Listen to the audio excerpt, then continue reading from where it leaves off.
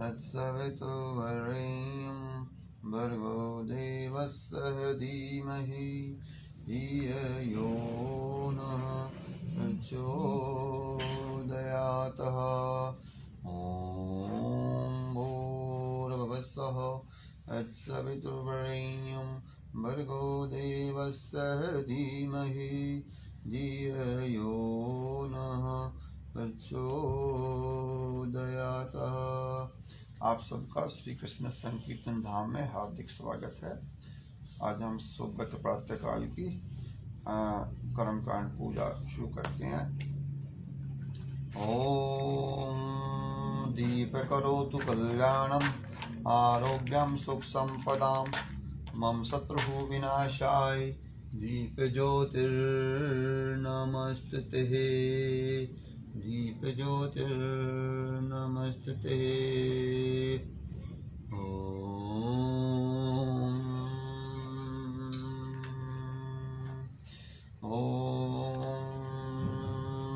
पवित्र पवित्र वस्तुं गतोऽपि वा या समरेत पुण्डिकाक्षच्च भायं भयन्तरं शुचि। ओम तपस्तन्मसि स्वाहा ओम तपदान्मसि स्वाहा ओम सत्यं स्वाहा ओम पंडिकक्ष्मनातु ओम पंडिकक्ष्मनातु ओम पंडिकक्ष्मनातु ओम वाङ्मे अस्तु ओम नरसो में प्राणस्तु ओम अक्षर में चक्षुरस्तु ओम कर्णयोर में श्रोत्रमस्तु ओम बाहरवो में बलमस्तु ओम उर्वोर में ओजस्तु ओम अधिष्ठानी में गानी तनस्तनुमा में सह सन्तु। ओम ब्रह्मनाम सहस्रेण शिवनामस्तानि च विष्णुं सहस्रेण शिखाबन्धनं करोमि अहम्। ओम चन्दनमण्डितनित्यं पवित्रपापनाशनम् आपदमहर्ते लक्ष्मीः वस्तुः सर्वदा लक्ष्मीः वस्तुः सर्वदा।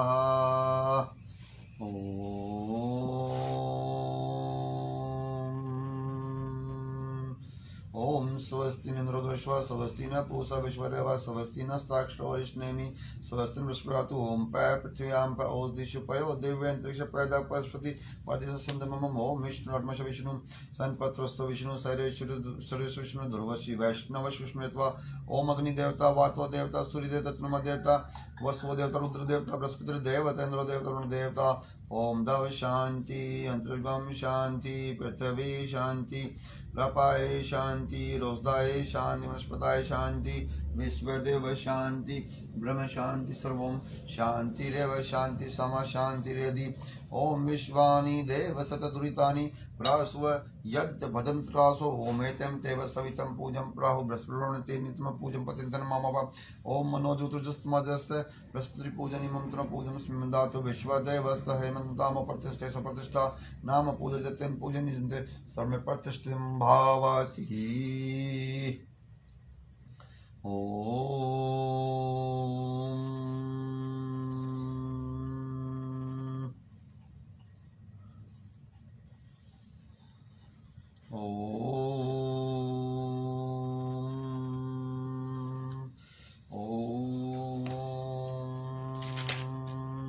ओम येन मधुबलिराजा दानवेन्द्रम् अवलेन्द्रं रक्ष्यमाचलमाचलः।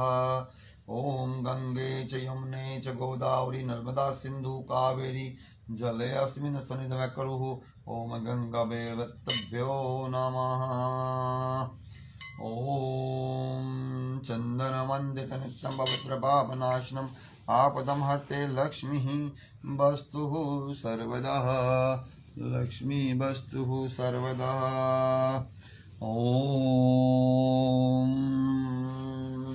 ओम तत्सद विष्णुर्विष्णु विष्णु।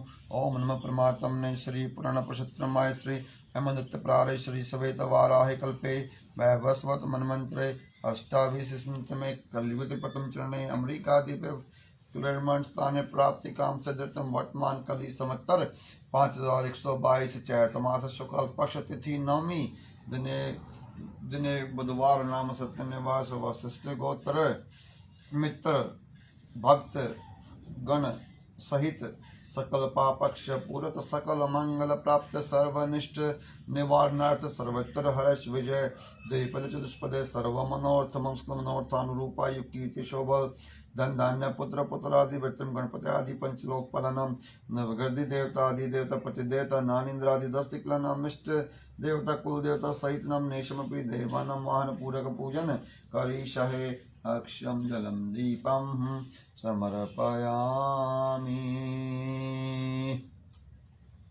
ओम देवदानो सम्मादे मध्य माने मादो उत्पन्नो वसी तदा विष्णु स्वयं पवित्र सर्वतीर्थानि देव तव स्थिता तव निष्ठन्ति भूतानि तव प्राणा प्रतिष्ठा शिव स्वं तव मे वसी विष्णु प्रजापति आदित्य वसु रुद्र विश्वदेव सैपत्रक तव निष्ठन्ति सर्वपति काम फलं प्रदा तत्प्रसादादि महापूजं कृत्म जलुद्धभव सन्निधम कुरु मदेव प्रसन्न सर्वदा। ओम नमो नमस्ते सफ्टिक प्रभाव सुश्वेतहाराय सुमंगलाय सुपासहस्ताय जिशासनाय जलादिनाथाय नमो नमस्ते। ओम उपमपतिवर्णाय नमः। ओम अवत्यः देवत्तभ्यो नमः। अक्षं जलं दीपं समर्पयामि। ओम नमो नमः शाश्वत शांति हेतु समाधया पूरी चारुचेत से रजेन्द्रपाय गणेश्वराय स्पर्श पठन सुनावे गणाधिम नमस्कृतम पितामह विष्णु देवी वंदे भक्त सरस्वतीं स्थानचेतम नमस्कृतम दीनानाथम निशग्रम दैत्यचारी नमस्कृतम सूर्यपुत्र माबलम राहुकृतम नमस्कृतम पूजारंभ विशेषतः शुक्ल देवता सर्व मनिश्चम्यम गृगचार्य नमस्कृतम नारदमुनि सत्तम वशिष्ठमुनि शारदम विश्वामित्र मामुनि पराशम तथा व्यासम सर्वशास्त्र विशादरम विदादि अकृष्टमेकचित्त पोदिगतान श्रवण प्रणिपतत् पूजं रक्षन्तु सर्वदा। अक्षं जलं दीपं समर्पयामि। ओम पुररक्षतु वाराहे अग्नेयं गरुडध्वजः दक्षिणे पदं नाभस्तुः नेत्रे मधुसूदनः पश्चिमे च गोविन्द वायव्यं तु जनार्दनः पुत्रो श्रीधररक्षतः ईशाने तु महेश्वराय एवं दस्ति सुरक्षेद वासुदेव जनार्दन। ओम कृष्ण रक्षतु सामानि अथर्वर्ण माधव यजमान सैपत्नी पुंडिकाक्ष रक्षतु। ओम भाव ब्राह्मण अस्य यजमान श्री गृह स्वस्ति वाचवन्ते ब्रुवन्तु स्वस्तिताम्। ओम स्वस्तिताम्। ओम स्वस्तिताम्। ओम स्वस्तिताम्। ओम विनायकं महत्वपूर्णं सर्वदेव नमस्कृतं सर्वविघ्न घोरी पुत्रवाभ्यम्यहम्। ओम ब्राह्मण श्रेष्ठा नित्यमष्टने चतुर्भुजं गायत्री सितं देवं ब्रह्म आवाहम्यहम्। ओम केशवं पुंडिकाक्षं माधवं मधुसूदनं रुक्मिणी सहितं देवं विष्णु अवाभ्यम्यहम्। ओम शिव शंकर मिशनं द्वादशलं त्रोचनं उमा सहितं देवं शिव अवाभ्यम्यहम्। ओम ओंकारं बिंदु संयुक्तं नित्यजायन्ति योगिनं कामदं मोक्षं चोंकाराय नमो नमः। ओम लक्ष्मी क्रोध कल्याणम आरोग्यम सुख संपदा मम शत्रु विनाशाय दीप ज्योतिर्नमस्तुते। ओम जयंती मंगला काली भद्रकाली कपालिनी दुर्गा क्षमा से सबदा नमस्तुते। ओम सरस्वती मया देवी हंस वाहिनी दाहिनी वीणा प्रसक्षमक्तमद्यम दानम देहि मह। ओम ब्रह्मराय त्रिपंचकारी भानु शशि भूमि सुतो बुधश्च गुरुश्च शुक्र शनि राहु केतव सर्वग्रह शांति भवन्तु। ओम सर्वदि देवतादि देवता प्रतिदेवता नानिंद्रादि 10 तिक्लनम मिष्ट देवता कुल देवता पितृ देवता आव्यामि स्थापयामि पूज्यामि। अक्षरं जलं दीपं समर्पयामि। अक्षरं जलं दीपं समर्पयामि। नाउ अब हम गरुड़ पुराण का विवेचन करेंगे।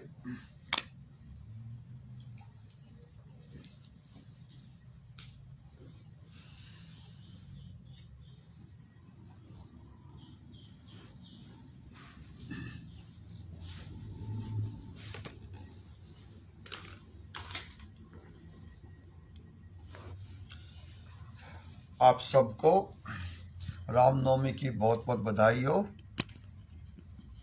भगवान श्री राम का जन्म आज के दिन हुआ था। भगवान तो अपनी लीलाएं करते हैं।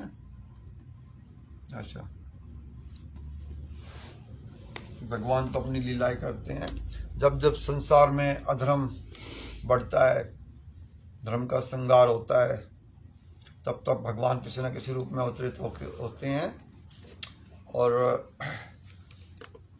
धर्म स्थापना के लिए जब वो अवतरित होते हैं तो अधर्म का नाश करते हैं। जब भगवान श्री राम विष्णु जी राम जी के रूप में आए थे तो उन्होंने जो है रावण जैसे जो राक्षस थे उनका वध किया था। तो आज भगवान श्री राम का जन्म है और आप सबको भगवान श्री राम के जन्म की बहुत बहुत बधाई हो। और हम अपना सत्संग कार्यक्रम शुरू करते हैं। न्यूयॉर्क 0369 सो अब हम अपना कार्यक्रम शुरू करते हैं। ओम रामाय रामभद्राय रामचंद्राय वेदसे रघुनाथाय नाथाय सीताय पते नमः। ओम लोकाभिरामरंगम धीरम नेत्रकृष्णातम कर्णरूपम कणकम तम श्री रामचंद्र शरणं परपदे।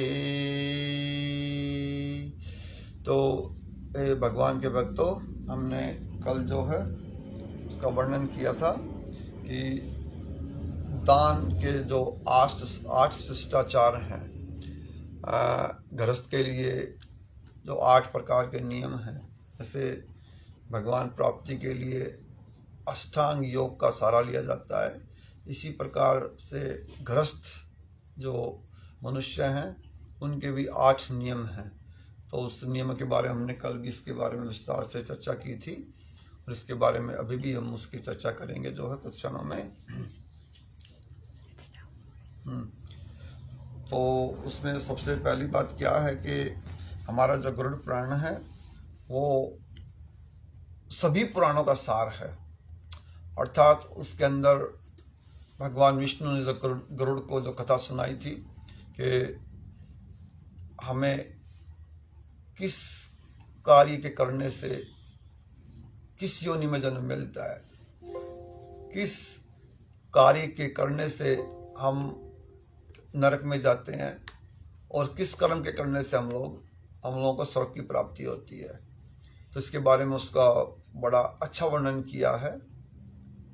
जो ज्ञान भगवान विष्णु जी ने गरुड़ को दिया था वही ज्ञान ब्रह्मा जी ने कश्यप ऋषि को दिया था। और तो जैसे कल हमने बताया था कि श्रुति, स्मृति और शिष्टाचार से प्राप्त धर्म है, ये 3 प्रकार के सनातन धर्म हैं। सत्य, दान, दया, निर्लोभता, विद्या, यज्ञ, पूजा और इंद्रिय दमन, ये 8 प्रकार के शिष्टाचार के पवित्र लक्षण कहे गए हैं। यहाँ प्रातःकाल जगने से लेकर रात्रि में सोने तक का पालन करने का योग्य गृहस्थ के धर्म जीवन का वर्णन भी करता है। तो इसमें 8 प्रकार के शिष्टाचार है। अगर उनमें से हम इसको अपने जीवन में अपना ले तो हमारे जीवन में बहुत बड़ा बदलाव आ सकता है और वो बदलाव अच्छे के लिए आएगा, ना कि बुरे के लिए आएगा। हैं यहाँ प्रातःकाल जगने से लेकर रात्रि में सोने तक का पालन करने योग्य गृहस्थ के धर्म का वर्णन भी हुआ है। गृहस्थ को ब्रह्म मुहूर्त में निद्रा का परित्याग करके धर्म और अर्थ का भली भांति चिंतन करना चाहिए। कहते हैं ना, हमारे यहाँ पहले सब लोग ब्रह्म मुहूर्त में उठते थे, लेकिन जब से हमारा जो बदलाव हुआ है, हमने अपने यम, नियम, प्राणायाम, आसन, ध्यान, धारणा, समाधि को त्याग दिया है, तब से हम विलासिता में चले गए हैं।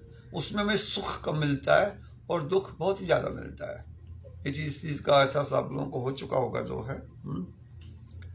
तो गृहस्थ के जो नियम बताए हैं उनमें बताया गया कि ब्रह्म मुहूर्त में निद्रा का परित्याग करके धर्म और अर्थ का भली भांति चिंतन करना चाहिए। सोच आदि क्रियाओं से निवृत्त होकर दंत धावन, स्नान करके समाहित चित होकर संध्यापासना, तर्पण, देवर्चन आदि नित्य क्रिया संपन्न करनी चाहिए। सोच आदि क्रियाओं की शुद्धि का विस्तृत वर्णन इसमें किया गया है। अब क्या होता है ना कि हम इन चीज़ों के नाम पे कहते हैं ये सब समय की बर्बादी है। इसमें कुछ नहीं रखा है, क्योंकि हमारा दिमाग बहुत तेज़ी से बदल दिया गया है ना, जो आज का जो तरीका है बदलने का, उसके चीज़ सामने परोस दो। यही तो हो रहा है ना जो है चलचित्रों के द्वारा। लेकिन जैसा साहित्य पढ़ेंगे वैसे ही आपका मन होगा। अगर आप सात्विक साहित्य पढ़ेंगे, सात्विक चीज़ों की तरफ ध्यान देंगे तो आपका मन भी सात्विक ही बनेगा जो है, और उसमें शक्ति मिलेगी आपको, कहते हैं योग, जिस प्रकार से योग करने से शारीरिक और मानसिक शक्ति मिलती है, ऐसे ही भक्ति करने से आपको आध्यात्मिक शक्तियाँ मिलेंगी जो है। तो उसके लिए नियमों का पालन करना अति आवश्यक है। अब हम लोग एक प्रकार से रात को 2 बजे सोते हैं, 3 बजे सोते हैं, तो सुबह ब्रह्म मुहूर्त में कहाँ से उठोगे? तो ब्रह्म मुहूर्त में उठने के लिए आपको 9 के आसपास अपने बिस्तर में घुस जाना चाहिए, निंद्रा देवी से प्रार्थना करते कि हे निंद्रा देवी मुझे अपनी गोद में संभाले। तो इसमें जो है जो 8 शिष्टाचार हमने कल बताए थे, तो इसके अब हम शुद्धि के बारे में इसका ध्यान देते हैं कि शुद्धि 2 प्रकार की होती है। पहली बाह्य शुद्धि, दूसरी अभ्यंतरिक शुद्धि। मिट्टी तथा जल से की जाने वाली बाह्य शुद्धि होती है और भावों की शुद्धि भी अभ्यंतरिक शुद्धि मानी जाती है। आचमनों को शुद्धि का प्रमुख अंग माना गया है।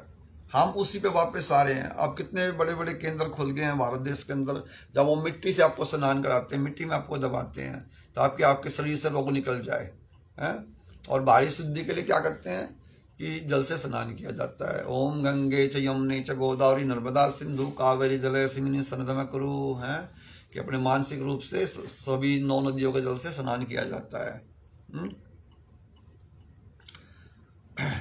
दृष्ट और अदृष्ट 2 प्रकार का हित संपादन होने के कारण प्रातःकाल के स्नान की अधिक प्रशंसा की गई है। अगर आप प्रातःकालीन स्नान ले लेते हैं तो आपके एक तो जो आपकी जो सुस्ती है वो निकल जाती है और आपके तन की सफाई हो जाती है। उसके पश्चात आप ध्यान योग कर सकते हैं, प्राणायाम कर सकते हैं। उससे आपके मन को असीम शांति मिलेगी और उसके साथ साथ आपको आपके अंदर सकारात्मक शक्तियों का वास भी होगा।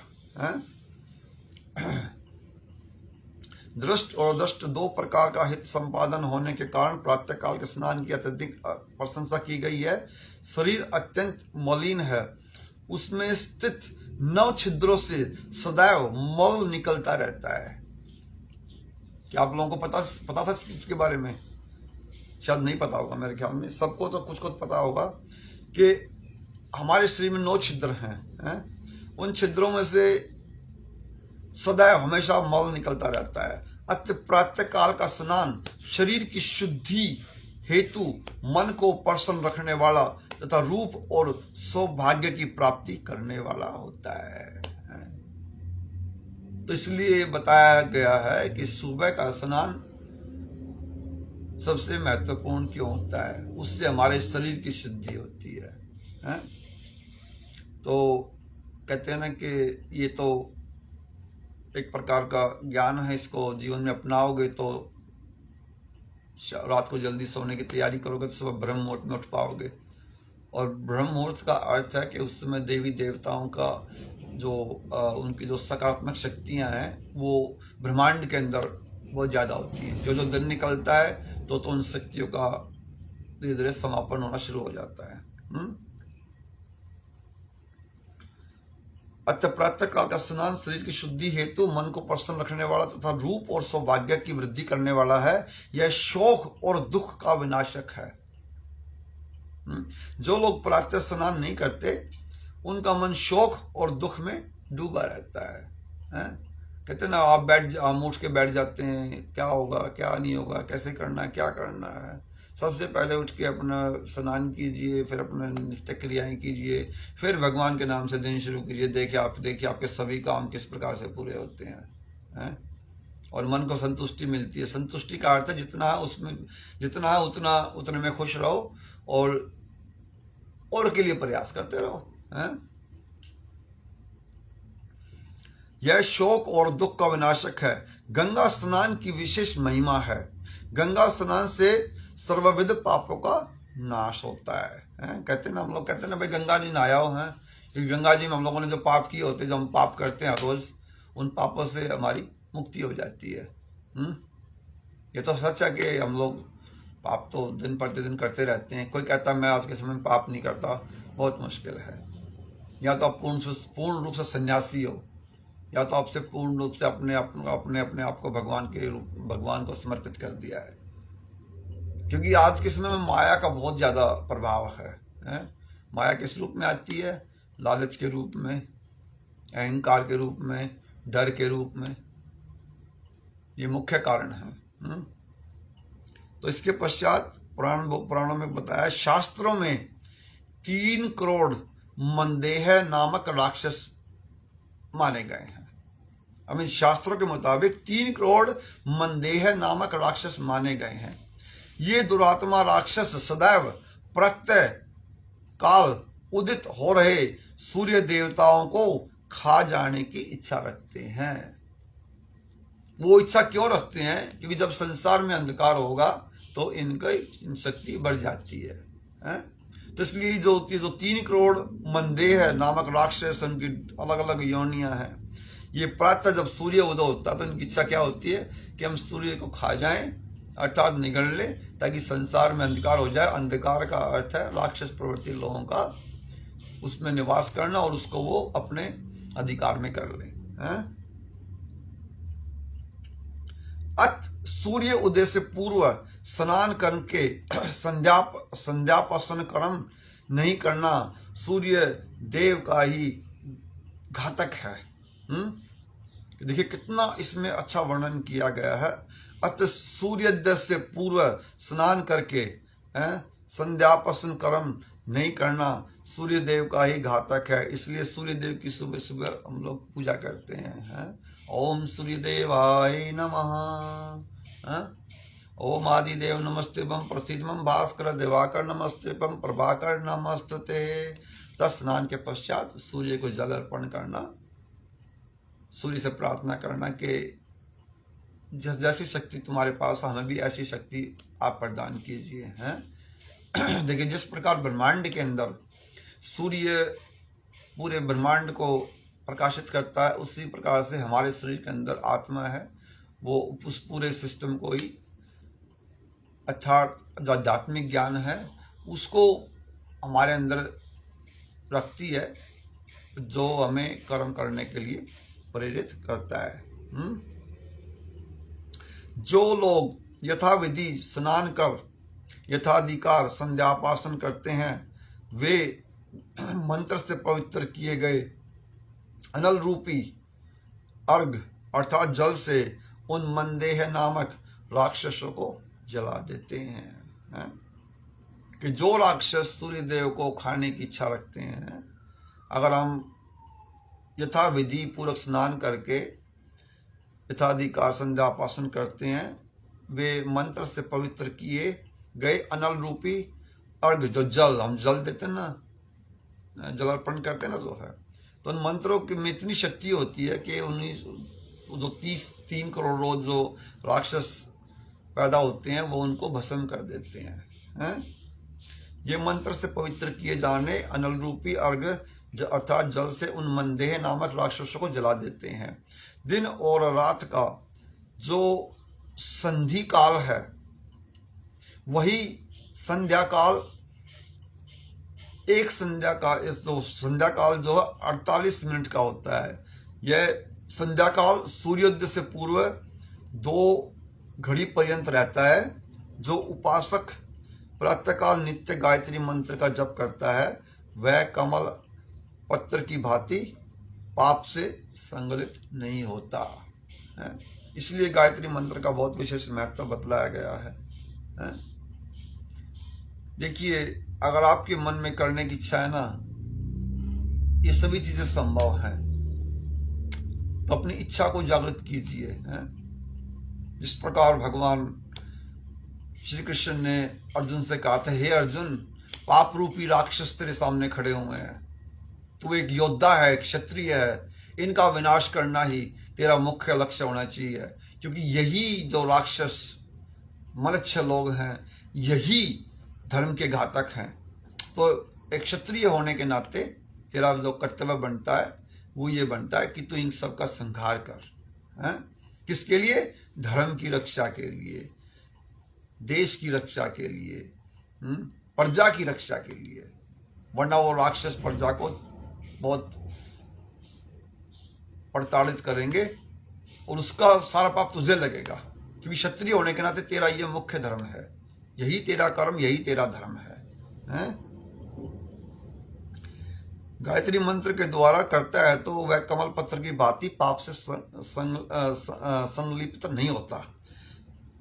इस संसार में 8 मंगलम हैं: ब्राह्मण, गौ, अग्नि, हिरण्य अर्थात इसका अर्थ सोना, घृत का अर्थ घी, सूर्य, जल और राजा। सदैव इनका दर्शन और पूजन करना चाहिए तथा यथा साध्य अपने दाहिने करके ही चलना चाहिए। तो ये जो चीज़ों 8 है ना, जो है 8 मंगलम जो है, ब्राह्मण, गो, अग्नि, हिरण्य, घृत, सूर्य, जल और राजा, सदैव इनका दर्शन और पूजन करना चाहिए तथा यथा साध्य अपने दाहिने करके ही इनको रखना चाहिए, अर्थात इनके अपने सीधे हाथ की तरफ इनको रखना चाहिए जो है। तो तुम्हें इनके क्या होगा, उल्टे हाथ की तरफ रहना चाहिए। आप जानिए कि किस कर्म के करने से हम लोग स्वर्ग की प्राप्ति कर सकते हैं, किस कर्म के करने से हमें दुख प्रदान होता है, किस कर्म के करने से हमें सुख प्रदान होता है। माता, पिता, गुरु, भ्राता, प्रजा, दीन, दुखी, आश्रित जन, अतिथि और अग्नि, ये पौर्ध्य वर्ग कहे गए हैं। पोष्य वर्ग का भरण पोषण करना स्वर्ग का प्रस्थ साधन है। अगर आपको स्वर्ग की प्राप्ति करनी है तो अब अपने माता, पिता, गुरु, भ्राता, प्रजा, दीन, दुखी, जिनको आश्रय की आवश्यकता है, उनकी मदद अवश्य कीजिए। तो ये जो कर्म है ये तुम्हें तुम्हारे स्वर्ग में जाने का रास्ता खोल देती है, अर्थात प्रयास कर देती है? देखिए, सबसे बड़ी बात है, मनुष्य बुरा नहीं है, हम सनातन धर्मी लोग बुरे नहीं हैं, लेकिन ज्ञान की कमी के कारण हम लोग भटक गए हैं। और मैंने निश्चय किया है कि जितने लोगों को जगा सकता हूँ, जितने भी जाग जाएं, वही मेरे स्वर्ग का मार्ग प्राप्त होता है? लेकिन आप भी इसमें भागीदार बन सकते हैं। जो भी आपको ज्ञान, उस ज्ञान को आगे बांटिए। कितनों में बांट सकते हैं आपके ऊपर निर्भर करता है। माता, पिता, गुरु, भ्राता, प्रजा, दीन, दुखी, आश्रित जन, अभ्यागत, अतिथि और अग्नि, ये पोष्य वर्ग कहे गए हैं। पोष्य वर्ग भरण पोषण करना स्वर्ग का प्रस्थ साधन है। अतः मनुष्य को पोष्य वर्ग का पालन पोषण परितन पूर्वक करना चाहिए। कैसे करना चाहिए? कहते हैं ना, किसी की मदद करने के लिए अपनी आय से 10% हमेशा कल्याण के लिए निकालना चाहिए। अपने कल्याण तो आप 80% में कर लीजिए, अपना जीविका है, जो भी आपको आगे बढ़ने के लिए करना है। लेकिन धर्म, देश, जिनको मदद की आवश्यकता है, उनकी मदद उस 10% में अवश्य कीजिए, तभी सनातन हिंदू धर्म बच पाएगा, वरना हमारा पतन निश्चित है। इसमें किसी प्रकार की कोई शंका नहीं है। ये आप लोग इसका आप थोड़ा सा अध्ययन कीजिए पीछे, कि हम लोग संसार में कभी 100% हुआ करते, आज हम 15% रह गए हैं। और 15% में भी जो 7% हैं वो नाम मात्र के रह गए हैं, अर्थात वो धर्म में विश्वास करते ही नहीं है, अर्थात वो इतने बन चुके हैं कि उनको धर्म के नाम से नफरत है। आज के समय में एक बात होगी कि जितने हमारे बच्चे पढ़ लिख गए हैं वो हमें इन चीज़ों को करने से रोकते हैं। ये तो घर घर की कहानी है ना, क्या ढोकलेबाजी कर रहे हो, क्या कर रहे हो, ये पाखंड है सब है, क्योंकि हमने उनको सही ज्ञान का रास्ता नहीं दिखाया।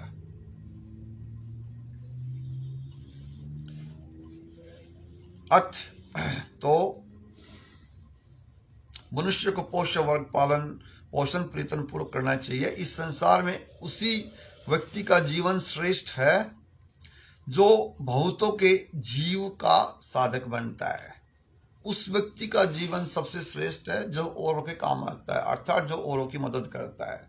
अपनी मदद के साथ साथ औरों की मदद भी कीजिए। देखिए, मन को संतुष्टि मिलेगी, आत्मा को संतुष्टि मिलेगी। हैं हम लोग कितने पैसे को मतलब उसका उसका तामसी रूप में इस्तेमाल कर देते हैं। तो उसमें क्या होता है कि जिन लोगों तक मदद पहुंचनी होती है उन लोगों तक मदद नहीं पहुंच पाती। हम लोग जन्मदिन के नाम पे, उनके नाम पे कितना कितना पैसे का मतलब उसको हम वेस्ट कर देते हैं। उसको हम किस प्रकार से उसका हम व्यय कर देते हैं। बहुत से जीव का साधक बनता है, अर्थात बहुतों का पालन पोषण करता है। जो मात्र अपने भरण पोषण में लगे रहते हैं वे जीवित रहते हुए भी मरे हुए के समान है। वो कहते हैं ना कि अगर आप सिर्फ अपने अपने बारे में सोचते हैं तो वो मनुष्य तो पाप को ही खाता है। भगवान श्री कृष्ण ने अर्जुन को यही कहा है कि समाज, धर्म, सेवा, साधु संतों की सेवा, उनका संग, अगर आपको ज्ञान की प्राप्ति करनी है तो आप उनसे प्राप्त कीजिए। तो इस प्रकार से वे जीवित रहते हुए भी मरे हुए के समान है, क्योंकि कहते हैं ना कि अपना पेट तो, एक पुरानी कहावत है ना, अपना पेट तो कुत्ता भी पाल लेता है? लेकिन फिर भी वो कितना वफादार होता है, वो भी और वह काम ही आता है?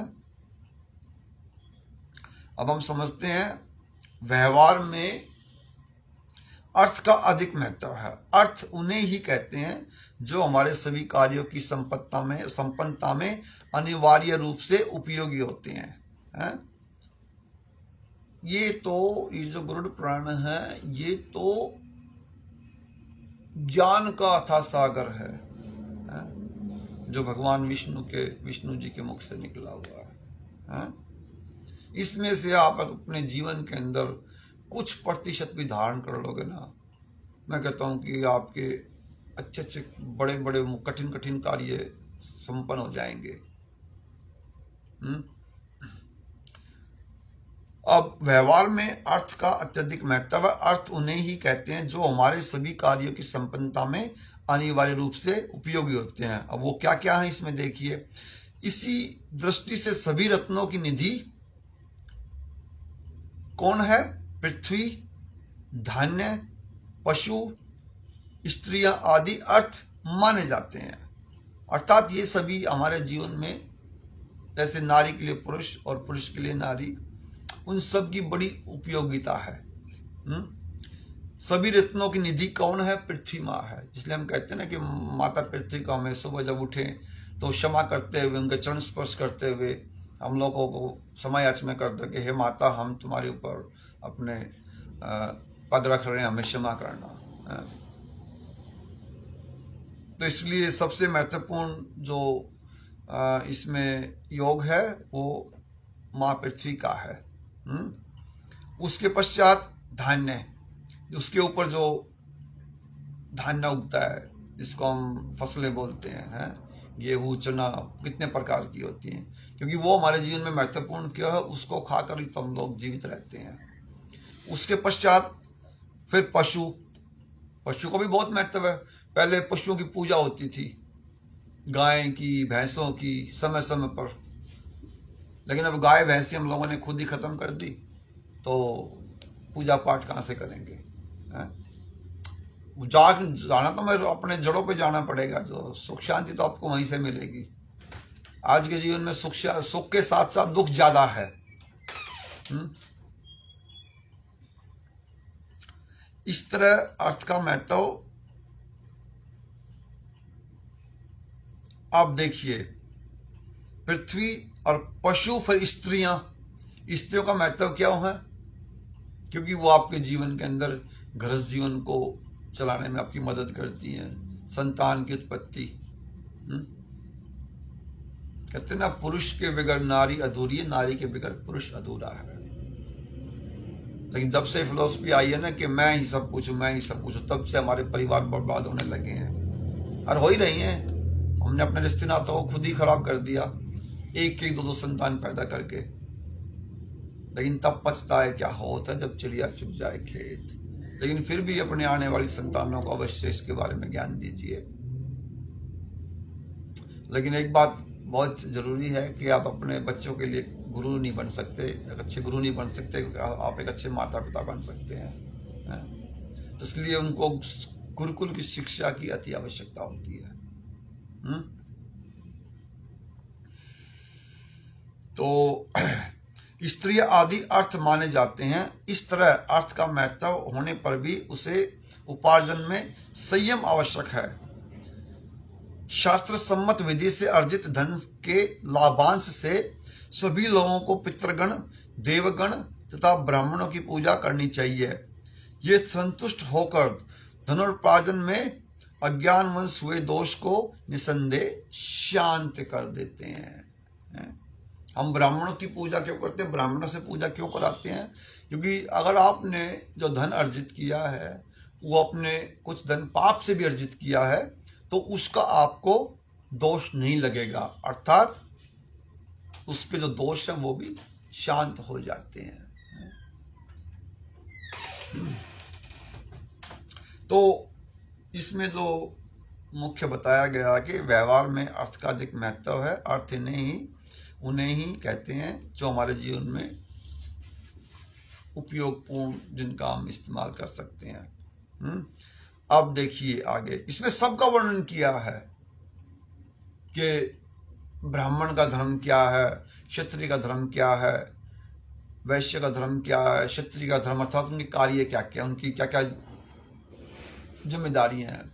लेकिन अधर्मियों ने, दुष्टों ने हमारे सभी 4 वर्णों में एक प्रकार का भेद पैदा कर दिया है। क्या?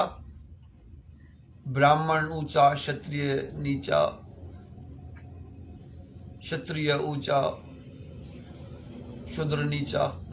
तो हमको निम्न श्रेणी में बांट दिया है। जबकि सनातन हिंदू धर्म के 4 स्तंभ हैं। इन चारों जो स्तंभ हैं उनमें सबकी जो भागीदारी है वो बहुत ही महत्वपूर्ण है। अगर आप वाहन चलाते हैं तो वाहन का एक पहिया अगर निकल जाता है तो वाहन नहीं चल सकता। और इस प्रकार से ब्राह्मण को बड़ा वो दिखाया गया है। आज के जो चलचित्र हैं उनमें क्या दिखाया, ब्राह्मण को बहुत भ्रष्टाचारी दिखाया है, बहुत लालची दिखाया गया है, ताकि उसके मन में तुम्हारे प्रति नफरत पैदा हो, ताकि तुम उसकी इज्जत ना कर सको। हैं? इसी प्रकार हमारे चलचित्रों में क्षत्रिय को, वैश्य को, सबको ऐसा दिखाया गया कि वो एक दूसरे के प्रति उनके मन में नफरत पैदा हो जाए। तो इसलिए नफरत को निकालिए और एकजुट रहिए। सनातन, जब तक सनातन धर्म के 4 स्तंभ एक साथ नहीं आएंगे, सनातन धर्म कभी भी संसार में विश्व गुरु नहीं बन सकता। तो उसके लिए क्या जरूरी है? एकता है। एकता और अपनी चेकता और साहस की भी अति आवश्यकता है। हमें देखना चाहिए कि हमारे आसपास क्या चल रहा है, ताकि हम सावधान रहे। कई बार शत्रु आपके आसपास ही होता है, एक सज्जन पुरुष के रूप में, लेकिन उसको आपकी भली भांति उसकी परीक्षा अवश्य लेनी चाहिए। तो हम ब्राह्मण से पूजा क्यों कराते हैं, ब्राह्मण की पूजा क्यों करते हैं? क्योंकि आपके जो धन जो आपने अर्जित किया है वो किसी वंश, अगर वो पाप से भी अर्जित किया है तो उसका वो पाप शांत हो जाएगा, हैं? दोष शांत हो जाते हैं। विद्या, शिल्प, वेतन, सेवा, गोरक्षा, व्यापार, कृषि, वृत्ति, भिक्षा और ब्याज ये 10 जीवन यापन के साधन हैं। गृहस्थ के लिए जीवन यापन के साधन है, जिसमें विद्या भी आ जाती है, जो आप स्कूल में अध्यापक बनते हो। हैं? शिल्पी, जो मूर्तियों की रचना करते हैं। पहले ये इस प्रकार के व्यवसाय होते थे।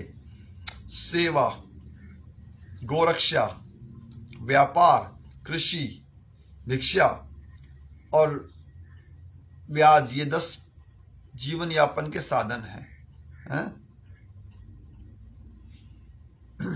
जीवन यापन के ये मुख्य साधन है। तो आज हम लोगों ने क्या जाना कि किस प्रकार का हम गृहस्थ जीवन में हम इनको अपने जीवन में अगर अपनाते हैं तो हमारा जीवन सुखपूर्वक हो सकता है, और साथ में ये हमारे परलोक को सुधारने के लिए एक अच्छा अवसर भी प्रदान कर सकता है। अगर आपको नरक में जाना है तो उसका भी रास्ता है। दोनों रास्ते इसके अंदर स्पष्ट रूप से बताए गए हैं। आगे इसके अंदर इतना गहरा ज्ञान है, शायद बहुत सारे लोगों को नहीं पता होगा जो है। तो ये योगाचार्य पंडित वशिष्ठ का एक प्रयास है कि किस प्रकार से इस ज्ञान को हर मनुष्य तक पहुंचाया जा सके, ताकि उनका भी उद्धार हो सके। कहते हैं ज्ञान एक सबसे शक्तिशाली मंत्र है, जिसके द्वारा आप कुछ भी कर सकते हैं। जैसे यह आध्यात्मिक ज्ञान है, आप भौतिक ज्ञान भी लेते हैं डॉक्टर बनने के लिए, साइंटिस्ट बनने के लिए, लेकिन वो सिर्फ एक उसका साइड है। इस साइड में आपको आध्यात्मिक ज्ञान मिलेगा, आपके अच्छे अच्छे कार्य हो जाएंगे, आप अधर्म की तरफ नहीं जा पाओगे, आपके अंदर लालच नहीं आएगा, द्वेष नहीं आएगा, क्योंकि यही ज्ञान है और ज्ञान ही विज्ञान है। अब हम अपने कार्यक्रम को यहीं विराम देते हुए आप लोगों से कल फिर भारतीय समय के मुताबिक शाम को 5 बजे और अमेरिकन समय के मुताबिक शाम को 7:30 बजे आपसे फिर सत्संग करने का प्रयास करेंगे। जय श्री कृष्ण।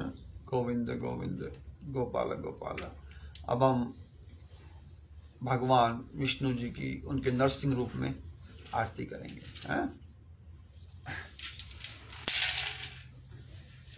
ओम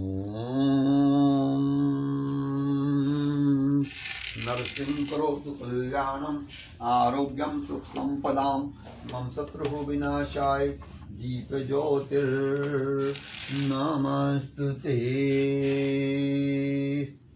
ओम